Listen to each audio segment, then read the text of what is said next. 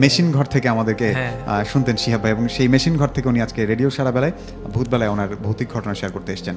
তো যাই হোক, আর কথা বাড়াবো না ভাই, আমরা চলে যাব ঘটনায়। জি, আমরা শুনবো।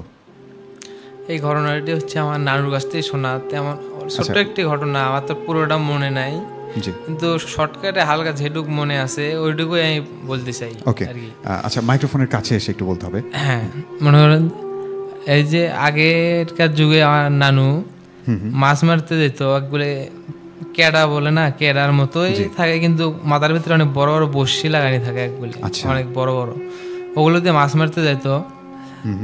প্রতিদিনের মতো সেই দিনও রাত্রে মাছ মারতে গেছে আমার শোনা মতে আর কি। মাছ মারতে যা মাছ এলো, তারপরে হাঁপা দিছে মাছ মারানির জন্য। করার পরে অনেক বড় একটা রাত্রে অনেক বড় একটা বোয়াল মাছ দেখছে।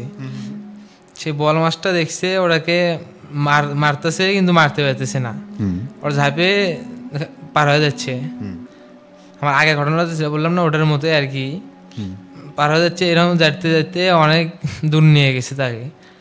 ওই জায়গাটাকে ভেলাগোবা নেই কি জানি বলে, আমি যা শুনছি ভেলাগোবা বলে। ওখানে একটা বড় একটা বট গাছ আছে, অনেক বড়, সেটা কাছে নিয়ে যাইতেছে। এখানে নিয়ে যাইতে অনেকক্ষণ চেষ্টা করতে করতে সেই ভেলাগোবা সেই ওখানে নিয়ে যাচ্ছে, কিন্তু মারতে পারতেছে না মাছটাকে।